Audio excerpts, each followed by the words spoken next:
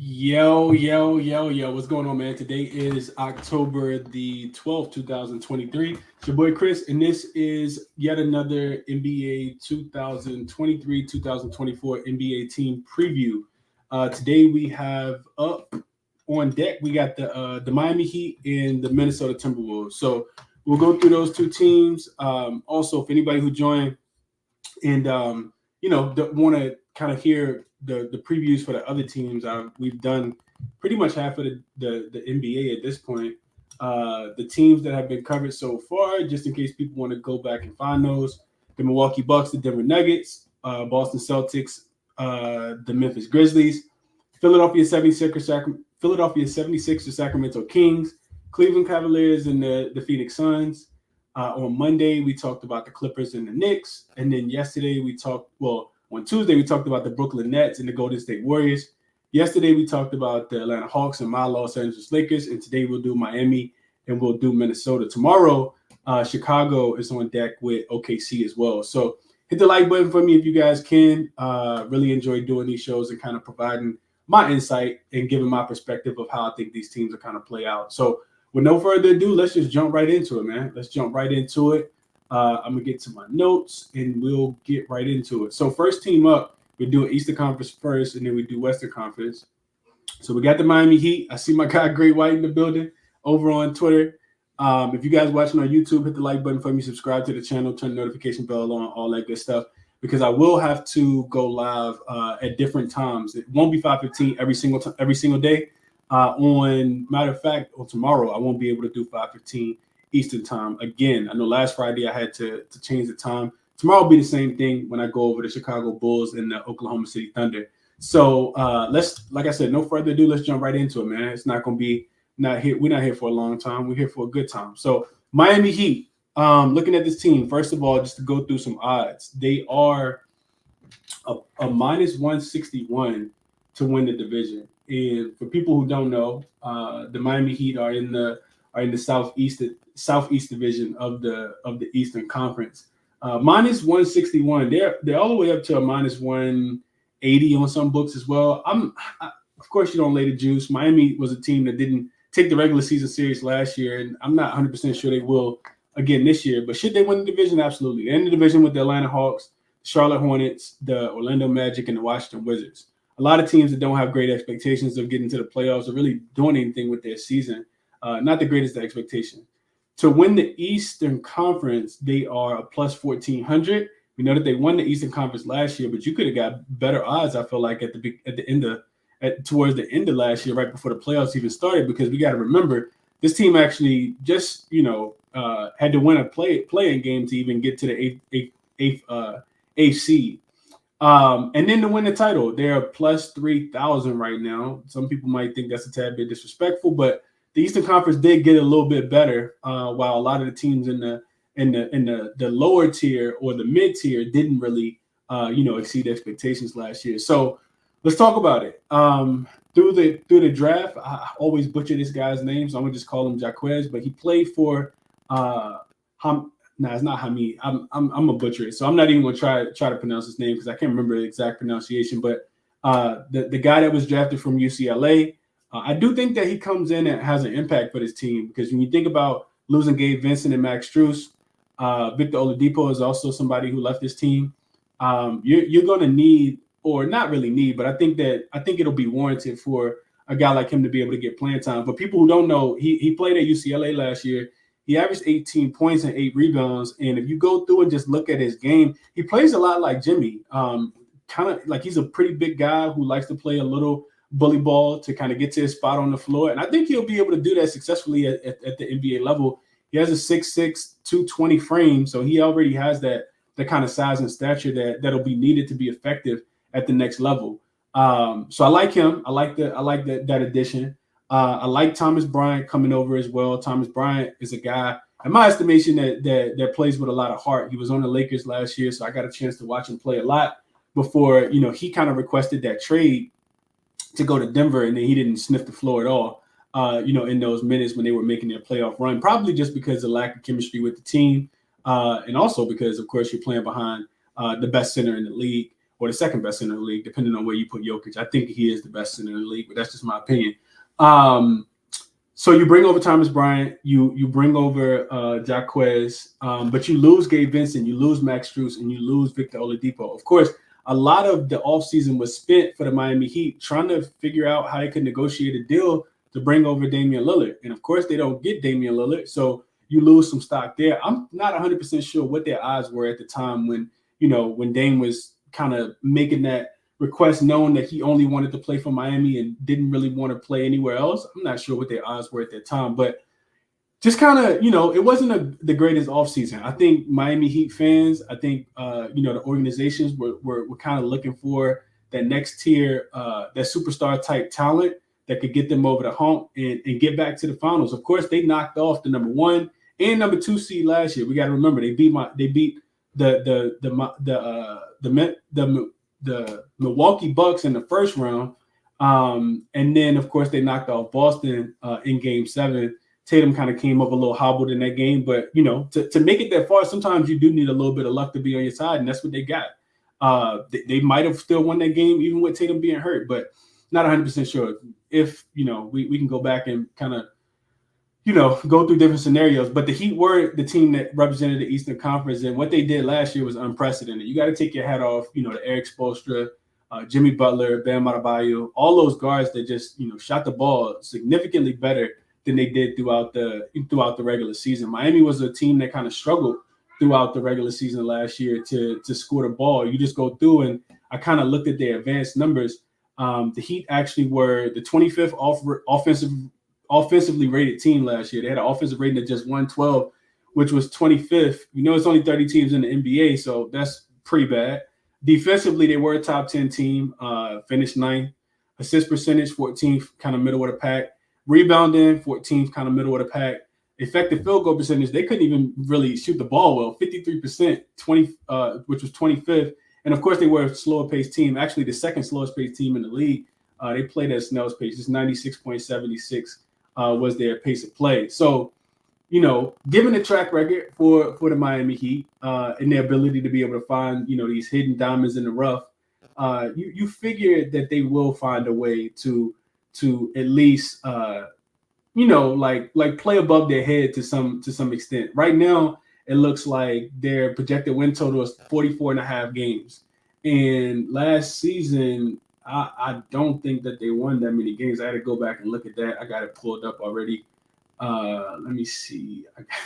I'm pretty sure they didn't win that many games. But this number is pretty low. So what that's telling me is that the books, either they don't necessarily know how to price the Miami Heat, or they're just going to go with the Miami Heat not being as good as they were, as good as they were last season. So not being able to exceed that expectation of what they were able to do last year. So I'm not 100% sure how that goes. Miami won 44 games last year, so they books just priced them pretty much right where they were last year. 44.5 is the number this year.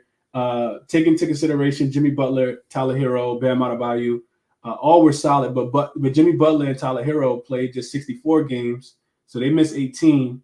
And then Jimmy Butler, Tyler Hero played 64 games, and Bam he also missed 15 games. He played just 67 games. So they finished, I kind of talked about it already, but to persevere through all of that, Spoelstra was also named, if anybody paying attention to, these league personnel only categories that people are voting on for these awards, Spoelstra was named, as he deservedly showed, was named, just like best motivator, best defensive schemes, blase, as far as coaches, and he deserves all that credit.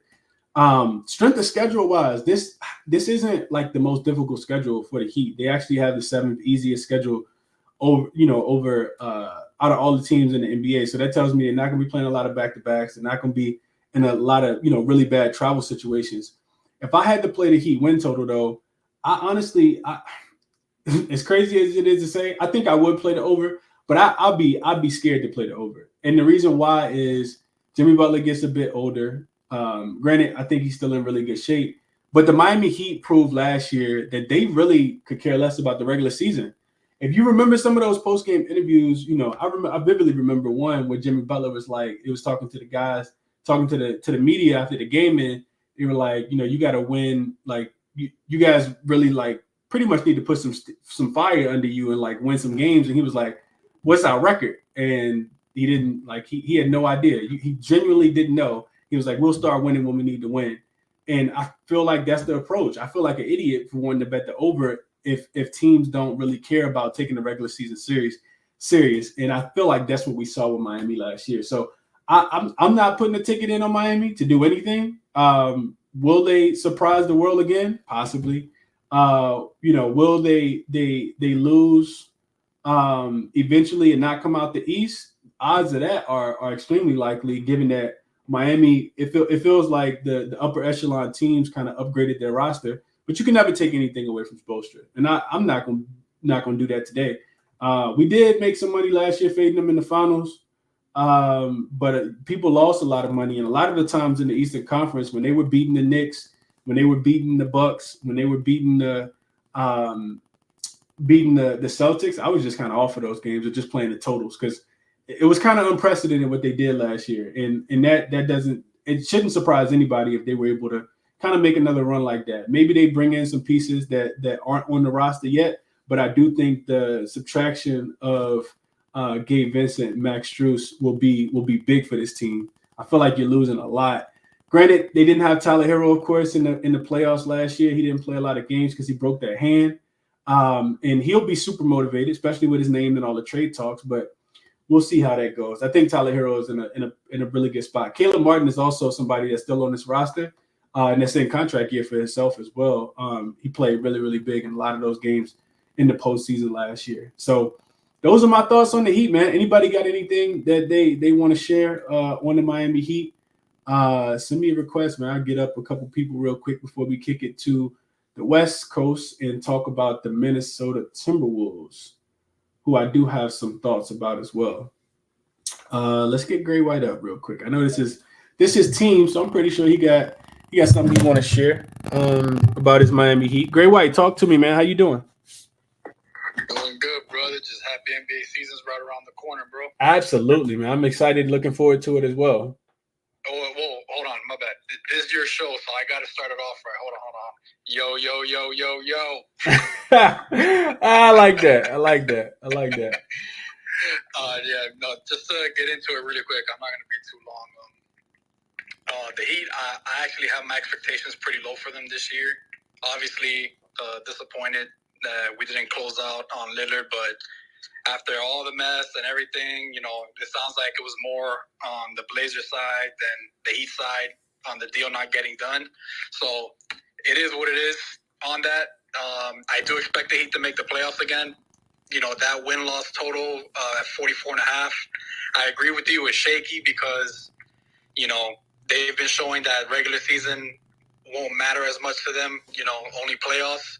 I don't know what the odds are for them to make the playoffs. If it's not too priced, too juiced, I'd take that. Even shaky about them winning the division because you just never know. Just quick thoughts on some of the players for this year, what to look forward to. I expect Tyler Hero to make his first All-Star this season. I think this is Tyler Hero's season. I know people bash him and all that, but I will be very surprised if he's not averaging 23, 24 points a game this season. I think they're going to lean towards him a lot, especially since Jimmy Butler during the regular season, he might not be as offensively involved or active maybe until later in the season or in the playoffs, because of his age and all of that. Bam, I'm hoping this is going to be Bam's first 20-10 season. He's shown that he can do it, but it'd be nice if he does it on a consistent basis.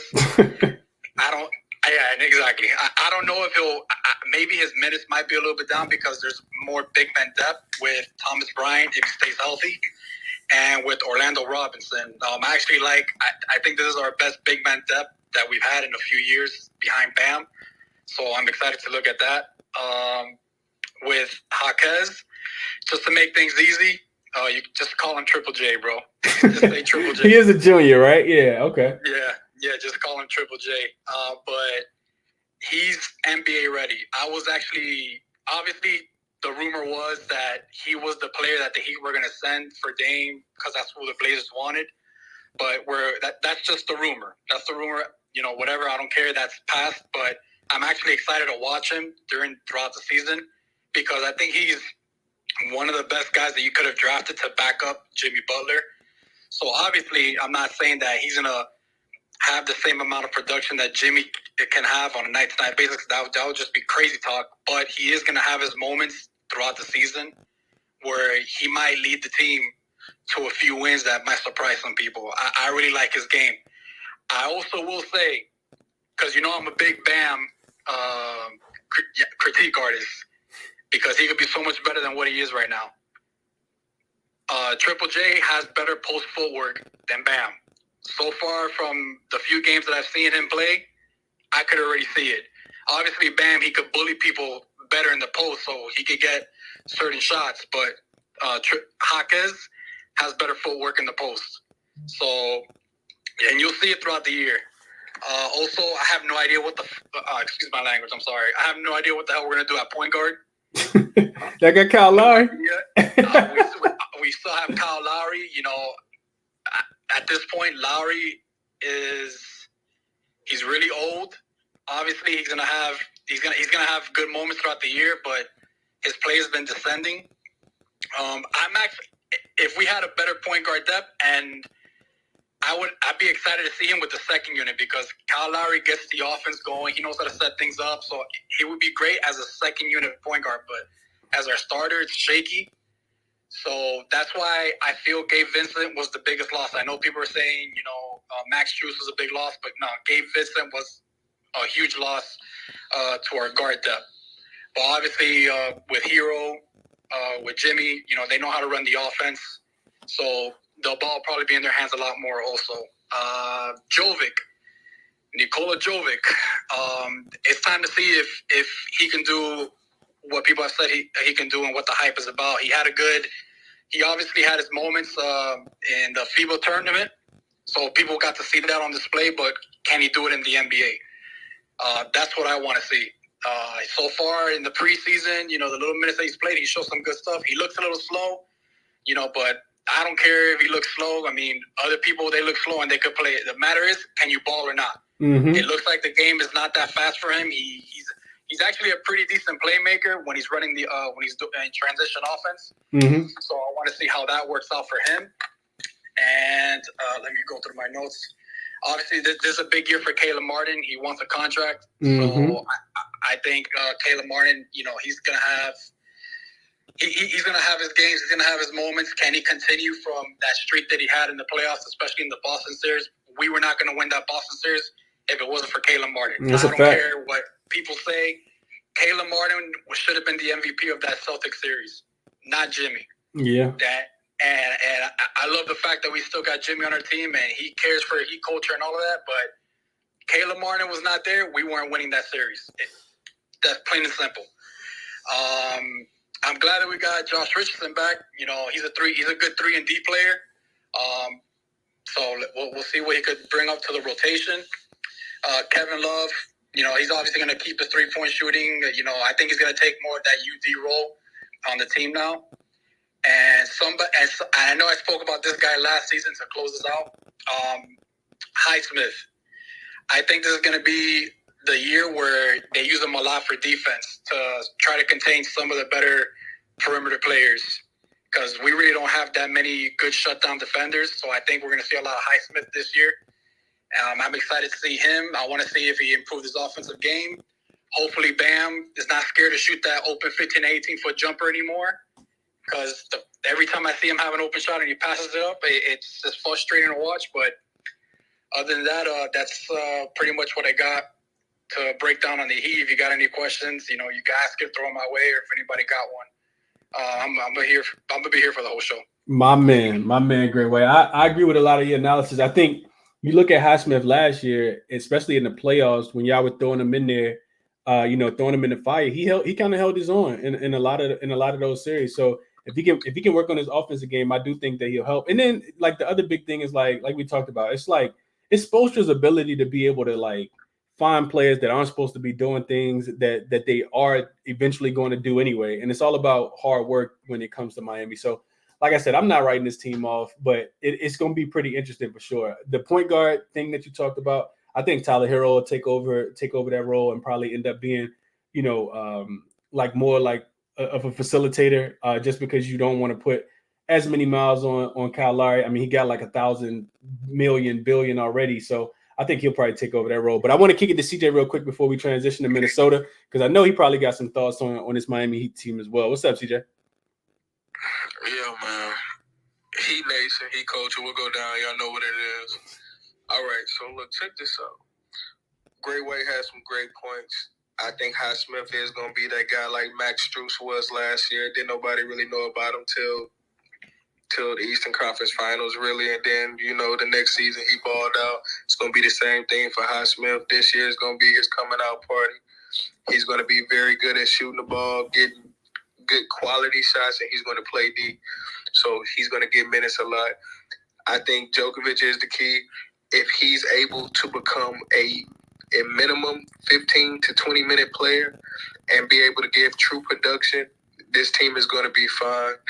I think that's what they're banking on a little bit, because he can't, with him being able to control the offense and run the offense, they're hoping to get off Kyle Lowry. They're going to trade Kyle Lowry. Kyle Lowry will not be on this team by the end of the season. I guarantee it. They have to get off of him. That contract is just ugly, and he is not helping this team. On the bench is cool on the secondary team, but you got to get another point guard in here. They're going to have to make a decision to get a true point guard in there at some point, because I think Hero is going to have another good season. I think his points production is going to shoot up this year, because he's out to prove that he's one of the best young players out here in the league. He wants to be in a conversation with Trae Young and the other guys he was drafted with, but he has to go out and prove it. This is going to be his year to prove it, which is why I got the Miami Heat being no less than the 4th or 5th seed this year. I love the fact that everybody thinks that they're going to be still probably a 6, 7 seed, but no, they will be a top 5 seed. I think Jimmy cares about this season a little bit more than last season, just because of everything that everybody's been saying and how it's been going. Also, with that being said, I really want to see what the rookie does, Triple J. Everybody is really high on him. I think he's going to be a great player, but he has to get in better shape to me. I feel like he has to get in better shape in order for him to be the player that I think he should be. He's going to have to be able to defend and score. You dropped off. So there you good. Okay. Now you had broke up a little bit, but I heard you talking about Triple J. You say you got to get in better shape.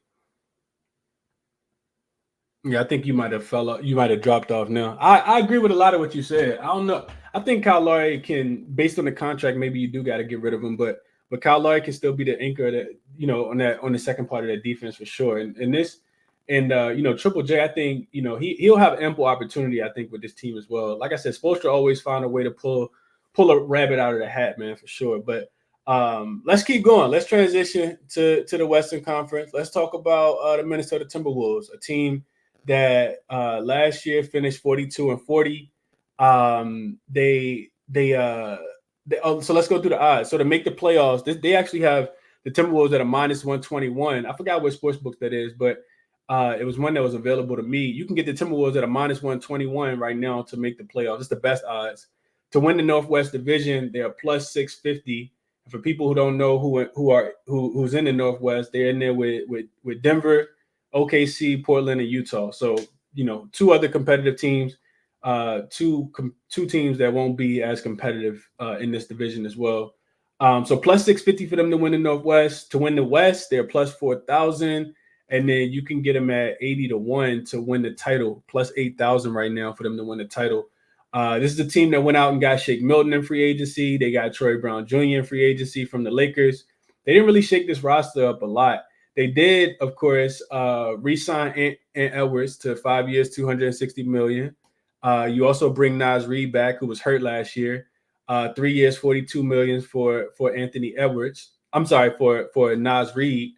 And really, I think what it comes down to, you also, the only player that they lost was Torian Prince, and of course he's in LA right now with the Lakers. You just kind of think back to how this team finished last year. They were injured late in the season. We got to remember McDaniels punched the wall and broke his hand, and then Nas Reed also went down. I think it was like a leg injury for Nas Reed. I can't remember 100%, but I know he didn't play when it really came down to it. And we saw this team kind of hobble into the playoffs. Karl Anthony Towns only came back for like the last 15, 20 games. So he never, even though it looked like he was in a rhythm and in a groove, I still think that he didn't play his best basketball last year. And of course, they ended up playing the Lakers in the first round in the play-in tournament. Not in the first round, but they played the Lakers in the play-in tournament, lost that game. So they got the 8th seed. The Lakers ended up getting the 7th seed, which means that they had to play Denver in the first round. They went into game one a little sleepy and a little fatigued off the loss to the Lakers. They didn't have a lot of time. It's really a big disadvantage to be able to have to play in that game, especially when you're injury prone. And you got to play. You got to go play in Denver. So they got smashed in game one. They end up losing the series 4-1, but they did end up winning one of those games off the strength of Anthony Edwards and Karl Anthony Towns. The other thing that's real interesting to mention about this team is so let me finish through my notes real quick first. So win total is projected 44.5. So the books are anticipating this team to be a little bit better. And I would have to agree with that. I know that the Western Conference is stacked. I'm real big on defense, and I'm real big on, I mean, y'all know how much I like Anthony Edwards. I also think Karl Anthony Towns' game continues to be underrated. If you had a chance to watch the first two the first two preseason games where they were playing in Abu Dhabi against the Dallas Mavericks, he looked like he coming for vengeance. And I'm not sure if it was like, oh, we just want to go over here and like put on a show for the fans in Abu Dhabi, or if he just gonna have the same energy throughout the season. But he looked like he got something extra in store for this season specifically. He looks like he's in really good shape. Of course, I don't really got to talk about Karl Anthony Towns. I think most people who watched my show before know how big I am on Anthony Edwards. I'm a huge Anthony Edwards fan. I won't expand too much on that. The question in matter is the same question that they had last year. Can they stay healthy would be the second question. But the first question is, what do you do with Rudy Gobert? Like, can it work with Rudy Gobert and Karl Anthony Towns? Do you still need both of those bigs? Watching Rudy Gobert play in the first couple games in the preseason, to me, he's still super soft to be so big. Like he's like getting his dunks blocked. He's like shooting these little layups when he could just be dunking. Like I'm not a big Rudy Gobert fan. Does he, can he kind of anchor the defense? Yes. Did Minnesota hang their hat on the defensive end last year when they really needed to? Absolutely. And if you just look at those numbers real quick, and I'm almost done, but when you look at those numbers real quick, the Timberwolves didn't score the ball well. They actually only had the 23rd best offensive rating last season. Of course, I think, Karl Anthony Towns missed a rack of those games, but defensively, they were the 10th best team. And you look at their effective field goal percentage, they shot the ball well. They didn't rebound the ball as well, 27th, but like I said, Karl Anthony Towns did miss a lot of that time. And I'm real big on the teams that are going to play defense to be able to kind of keep them in the games. And I think that's what we see. They bring back Nickeil Walker-Alexander, who played well for them. Kyle Anderson is still there, a super underrated player in my estimation. Mike Conley comes back. He's the head, kind of the head of the snake when you think about kind of leading this team in the right direction. Jaden McDaniels is going to be back. They still got Jordan McLaughlin. I really like this team. You also get Matt Ryan. I'm not sure how long Matt Ryan stays on this team and if he actually continues to play for this team. But he comes over. We know he was cut from the Lakers last year. But he's somebody that can stretch the floor. And Nas Reed is a super, super big sleeper, type player. Because if you don't watch the Minnesota Timberwolves, I don't think you really understand his effect. Nas Reed got handles. He rebounds the ball. He plays defense, and they embrace him there. They love him there. So I watched his extension as well. Once he got an extension, and he had his, he went back to the Boys and Girls Club in Minnesota, and was kind of talking about how this is where he wanted to be. So I'm super high on this team. If I'm playing a Timberwolves win total, I am taking the over 44.5 games. And that says a lot because I do kind of feel like a lot of those teams at the top, I'm not, really willing to back the Lakers or back the Golden State Warriors. But I do feel good about this Minnesota team. Strength of schedule wise, they do have the 12th easiest schedule. So that'll work in their favor as well. The big thing is like, can they stay healthy throughout the entirety of the season? If so, can Coach Finch manage Rudy Gobert, Karl Anthony Towns on the floor at the same time? So those are my thoughts. Sosa is in the building. I know Sosa. I know where he's going with this one, but I'm interested to hear your thoughts. So what do you think about the Minnesota Timberwolves? First of all, how you doing, my guy? Second of all, tell me what you think about the Minnesota Timberwolves. My guy, love to know that the season's back very, very soon. You know, I tune in when I can. I'm gonna be a little more active this year. My man, as always, great to be talking hoops. You know where I'm going with this, right? Anthony Edwards, bro, he's the one, not the two. And people gonna have to show some respect one of these days. I'm dead ass. No one averaged close to 30 points a game against Denver in the playoffs. They couldn't stop him. They had no answer for him. That's a fact. If McDaniels doesn't do that dumb shit, that to me that could have been an even more competitive series. Karl Anthony Towns missed 53 games last season, 51 straight with a calf injury. I think that the thing is why it's going to work is this, bro. Karl Anthony Towns is a traffic cone defensively, and he's going to get into foul trouble all the time. There's really no way around it either. He simply can't move his feet like defensively, which is really weird, right? Because like offensively, he has like really good moves and he has really good foot, really good feet. But for some reason, defensively, it just never equates, right? Mm-hmm. I think that's really part of the reason. Also, people are not realizing how effective Mike Conley is with Gobert. Like when they went and got Conley in the pick and roll with him was activated, right? That's true. If Ant continues to just ascend and just become better, bro, listen. This dude shoots anywhere close to 40% from three. You're talking a guy that could lead the league in scoring. That's a fact, yeah. All right? I would agree. And I've already said it. I put a ticket in for him for MVP. I know people are going to think it's crazy, but why not him, bro? If you look at his numbers, right, I could see him having the Derrick Rose jump. Remember when Derrick Rose got to the podium and he was like, why not me? Why can't I be MVP? Mm-hmm. I don't see there being anything in Anthony Edwards' way, bro. He just averaged 30-plus against the NBA champs before he could really buy a beer. That's a fact. So, and he was hurt too, so he still wasn't 100%, and he never wanted to talk about that injury. Exactly. He rolled his ankle, was having, he came back. Listen, whatever it is, he's a warrior.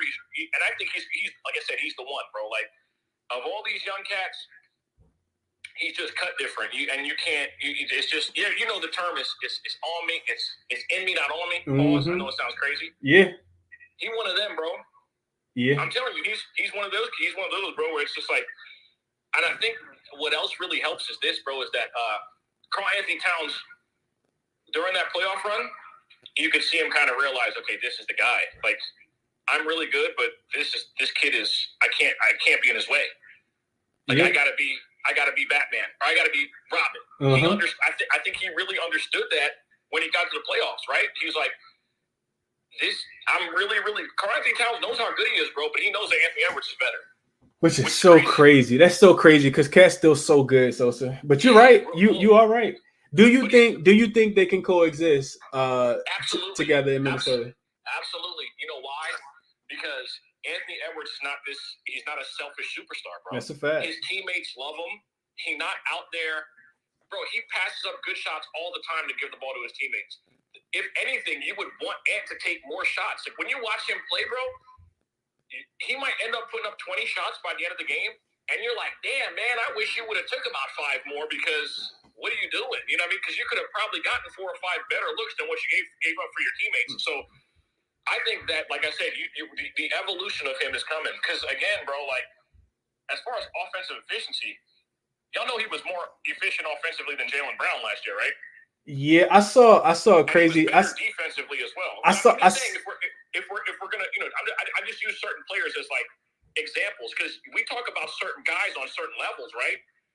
And I'm not a super metrics guy. A lot of people are like metrics, stats, and that's no problem with that, right? But Anthony Edwards defensively, bro, you can't name 5 guards better than him on the defensive end when he actually tries. That's a fact. When he sit down, oh man.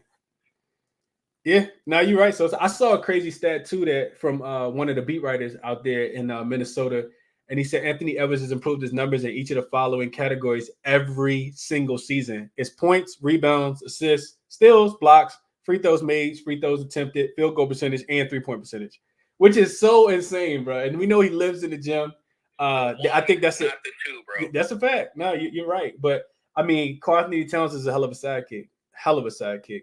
So yeah, it sounds like we're aligned there. Did you bet any futures on? You already talked about. You took MVP. I took their win total over, but I think they're a 50-win team. Win total over and ticket on Anthony Edwards MVP. What you get his MVP odds at? So plus 3,500. 3,500. That sounds like a nice investment. Bro, I like that. And listen, here's why it's a perfect futures bet. Because at some point this season, they'll give you a cash out. Guaranteed, bro, listen. You're not going to tell me that he's not going to go on like a crazy run over a 10 to 20 game span. That's the real reason why you bet futures. You don't bet futures for plus 300, brother. That's a fact. That's a fact. You know what I mean? Like, I bet the plus 3,500 because I know at some point it's going to drop to plus 1,000 and they're going to offer me some money. Yeah, you cash it out. Yeah, futures. It ain't for. Yeah, it ain't for the plus 300s. That's a fact. Plus 35s and the plus 5,000s and the shit that you can catch now. That can give you a cash out. I'm not worried about an all-season bet. I'm worried about 50 games in. FanDuel want to give me 3, 4, 5 times what I bet. That's a fact. That is a fact. Excellent breakdown from Sosa. Okay, I like it. I like it a lot. So Sosa likes the win total over, which I agree with as well. And Anthony Edwards MVP ticket plus 3,500, 35 to 1 right now. Cannot beat it. Great White, let's come back to you, and then Dream in the building as well. What's up, Great White? So to back on what Sosa was saying about the Timberwolves. Cat, obviously, we all know how great he is offensively. I agree with his footwork, amazing footwork offensively. The reason I feel it doesn't translate over to defense is we all know defense is mostly effort. And I feel like Cat on defense, he doesn't try nearly as hard as he does on offense. If he changes that mentality, he could obviously be, the top big because he has that ability to be the top big in the NBA. But for him, in his case, his defense needs to match his offense because you have Anthony Edwards. You got Anthony Edwards on your team. I think Anthony Edwards within the next 3 years is going to win MVP in this league. I also have a ticket on Anthony Edwards for MVP. I didn't get it at plus 3,500 like Sosa did. I know Sosa, he's real early with them. Mine is plus 3,300. I still love it. I got one unit on that. Anthony Edwards is him. Plain and simple. He's gonna end up being the best player in the NBA very, very soon.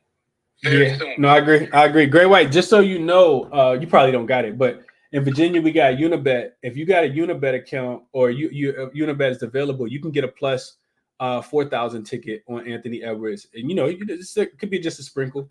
Plus 4,000. It's still plus 3,500 on FanDuel right now. Bet365 got it at plus 3,300.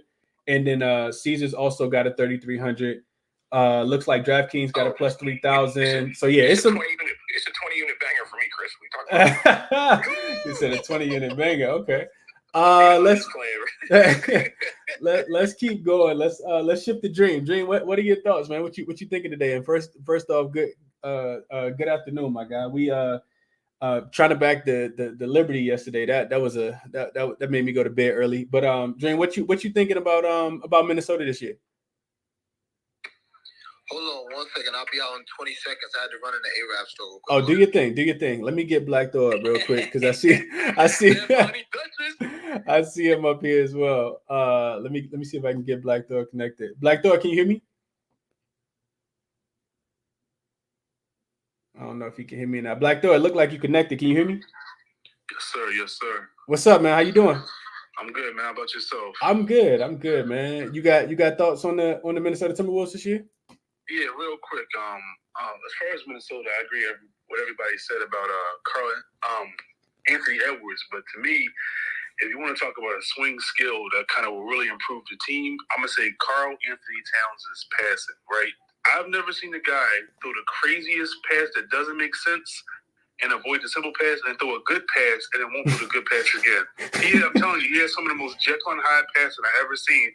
He has the ability to have division, but he's just a guy that can be doing too much. As far as defensively, it's really attention to detail. There's nothing wrong with him athletically, but sometimes he just has flat feet. Just kind of, I don't know. When you watch him on offense and defense, you think that's two different athletes. It's the same athlete, but it's just that when he has the ball and when he don't have the ball, it's two different things. That's a fact. Yeah. To Great White's point, yeah, you hit the nail on the head. I agree.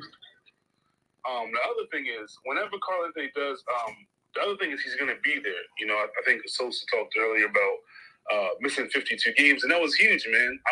And it'll be interesting with the team and the coaching philosophy because, to me, the team should embrace Anthony Edwards kind of, you know, being the forefront as the number one scoring option. And that's not a bad thing for Towns because Towns has beautiful secondary skills. He's one of the best players in the league as far as, you know, spot up, shoot from the top of the key.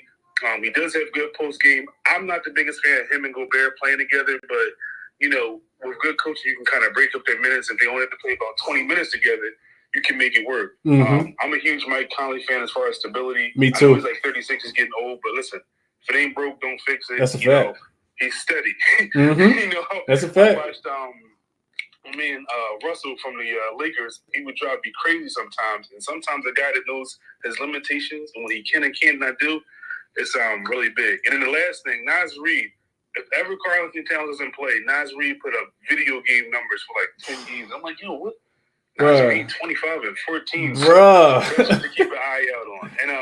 And then Mike Conley, real quick, this is a funny thing. Mike Conley has some of the craziest stats versus the Sacramento Kings. I don't know why, but if he ever plays and the Lakers, to keep your eye on him. And the Lakers, like though, I don't know why he crushed the Lakers every game, bro. I know people I didn't even give it out. I just told people, you know, definitely to watch him in that game versus the Lakers. And I want to say he hit like 4 or 5 threes and cashed out like a plus 800 ticket for his threes. He's always crushed the Lakers, bro. I don't know what it is about crypto.com or Staples Center, whatever you want to call it, bro. He just always goes crazy. So it's going to be interesting. I'm going to make sure I write that down and look at his numbers against Sacramento as well. Appreciate your thoughts though, Black Thought. It sounds like we all kind of aligned on this team, man. Let's kick it back to Dream real quick. Dream, you free now? Yeah, what's the vibes, man? What up, man? How you? Can't complain, man. Hope everybody good. Hope all is well with y'all. Absolutely. Yeah, so he touched on something I wanted to kind of piggyback on. Well, first, before I forget, Naz Reid, yeah, I can't wait to play him, like his rebounds and assists. I think he has a big year this year. But as far as the futures, and I did this when I took the Heat and the Bucks over the summer, well, actually last NBA Finals. I might have gave it out in the spaces, but either way it goes, when I do futures, whatever you gonna bet, I just split it between two of them for that cash out reason. So if you're gonna, let's just say you're gonna bet $50 on the future, I would do it 25 and 25, so you have 2 tickets. That way, when it does come to that opportunity where they do offer you that nice fat cash out, you can slide with your profit and still have another ticket available just in case, you know, the shit go through. So I started doing that last year, and that's something I'm going to be looking towards doing going forward. Just 2 separate tickets so you can cash out one and just keep one just in case. Yeah, that's all I wanted to say, man. That's hell of advice, Dre. It make me think about grabbing 2 pair of the same sneakers, right? You grab the J's, you got a pair you got on ice, you got a pair that you can wear. You need to sell them, whatever the case might be. You good, bro. I like that. I like that, Dream. I like that a lot, man. Appreciate that advice. So yeah, Dream said, you know, split the you know, the wager amount down the middle, and that way you got one to keep and you got one to you know, one to let ride in case the full thing cash as well. Yeah. And Sosa also gave some really good advice on futures as well, right? Like, and this is why I talk about it when I'm doing the show. Like, I'm not interested in playing, you know, a team to win the division when we don't know how serious these teams are going to, you know, take the division, right? Like who cares more about home court advantage? We specifically with the Miami Heat, like they were able to get as far as they were last year. You could say a little bit of luck, but also a lot of effort. Like, they played hard when it mattered the most. We got to remember this team was in an elimination game against the Chicago Bulls, sent Chicago home before they even met Miami in the first, before they even met Milwaukee in the first round. So who's to say that they don't take the season extremely serious, or injuries happen, or whatever the case might be? And that's some of the reasons why you don't want to play some of these long tickets. Same thing with the Lakers. They were able to go on the road last year and win not just the first round series, but also the second round series. They had to go to Memphis and go to Golden State to win both of those series before they ended up losing against Denver in the third round. So Yeah, I would agree with everything that was said. So I'm gonna kick it back to you real quick before we close out. Just real quick, and something I've become, especially after like watching the finals and such. Listen, Miami is a spreadsheet basketball team, and I love Spoelstra, but I think we don't really realize how much analytics goes into play with what he does, bro. That's a fact. Like it no longer has anything to do with the eye test, at all. Nothing. At all. like at all, bro. None. Yeah, I agree. Because based on what you saw in the playoffs, they ran zone 70% of the time, bro. Mm-hmm. And listen, that's not innovative, right? That's something that coaches do to mask the deficiencies of the players that they have. A fact. It's not supposed to be like your go-to. Right. Right. You looked at it soft as playing zone. You playing at the at the park, right? Or exactly. You can't man up. Like what we doing? Right, but remember, it's also coming back to the team that really started that people don't want to be honest about. It's the Warriors, because the Warriors were playing an amoeba defense where it's kind of like you drop, but it's kind of zone, but it's not zone, and it's, you know what I mean? Mm-hmm. And then what it is that you basically force the ball to the guys that shoot the lowest percentages. Like that's pretty much it, and that's what Miami does better than anyone, because they have a situation every possession where there's a guy you can live with taking the shot. Mm-hmm. You feel me? Yeah. So that's the one thing I've learned, because I didn't talk too much about Miami. As long as Spoelstra's the coach, they'll be able to get through the 82-game season, right? The issue that fucked them this year was, or that messed up everything, was the fact that Milwaukee tried to get too cocky and sit Giannis too long, in my opinion. Yeah, no, I agree. It was the first game and the second game, right? And then he ended up getting hurt in one of the games and missed half of that one. Yeah, I remember. Well, he got hurt in the first game, and then didn't play the second, didn't play the third. They brought it back for game 4. Mm-hmm.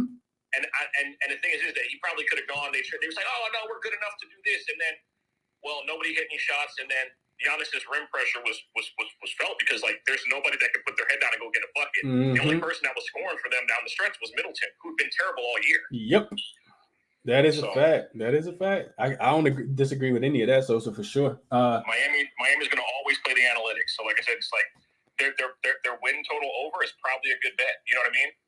Any team that's so heavily reliant on analytics, I would lean towards the graph.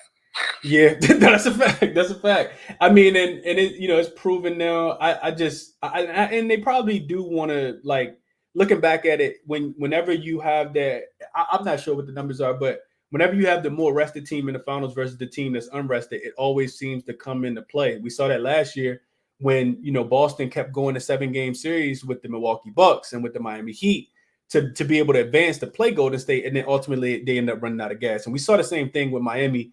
Jimmy Butler kind of ran out of gas in the last couple games in that series, along with some good defense, of course, from Aaron Gordon and, the Denver Nuggets. But they were definitely the more rested team. Of course, you have the altitude advantage as well.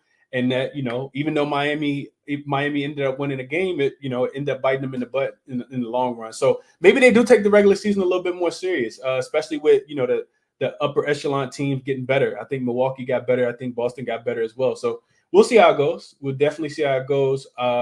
Appreciate everybody for tuning in, tapping in. Like I said, tomorrow we'll break down some of the, in my estimation, some of the more boring teams. I'm not high on the Chicago Bulls team at all. And the Oklahoma City Thunder, they'll be a fun team to break down. You got Holmgren coming back. Shai Gilgeous-Alexander is top 5 in a lot of people's books. So we'll talk about that, their win total, and kind of project those teams tomorrow.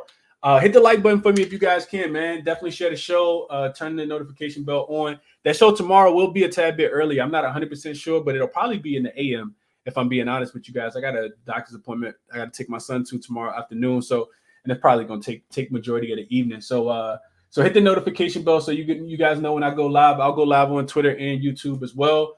Best of luck tonight. I will say this just real quick. Far as the Kansas City Chiefs and the Broncos tonight, I talked about this yesterday, but I did take Isaiah Pacheco. As soon as the line dropped, I got him 15.5 rush attempts. I think the number's up to 16.5 on most books, but I heard the wind's blowing. I didn't even confirm this yet, but I heard the wind's blowing. Of course, Kelsey's playing, but that Denver defense is so bad. I can't see a reason that he doesn't rush the ball at least 16, 17 times. Every running back that Denver has played against so far throughout the entirety of this season so far in their 5 games has had at least 18 rush attempts. So I gave that out in my YouTube membership group. And that's the one that I probably like the most, especially with the wind blowing a little bit better now. If you don't want to lay the juice and you can find a 15.5, because a 15.5 was available, I think, on PointsBet. If you don't want to lay the juice, you can just like do the same game parlay, take Kansas City money line with, I don't think Kansas City going to lose the game at home. So take Kansas City money line, put it with Isaiah Pacheco, and I think you probably get like a plus 100. So nice way to kind of double your money there. I can't, like I said, I don't see a reason why he doesn't get that. Denver's been bleeding rushing yards and rushing carries to the opponent. I think giving up like 187 rushing yards, which is the most in the league. 5.9 yards a pop, which is most in the league as well per carry. So yeah, that's what I like tonight. And best of luck to anybody that got any other action. I'll be back tomorrow, man. Best of luck. You guys have a good evening.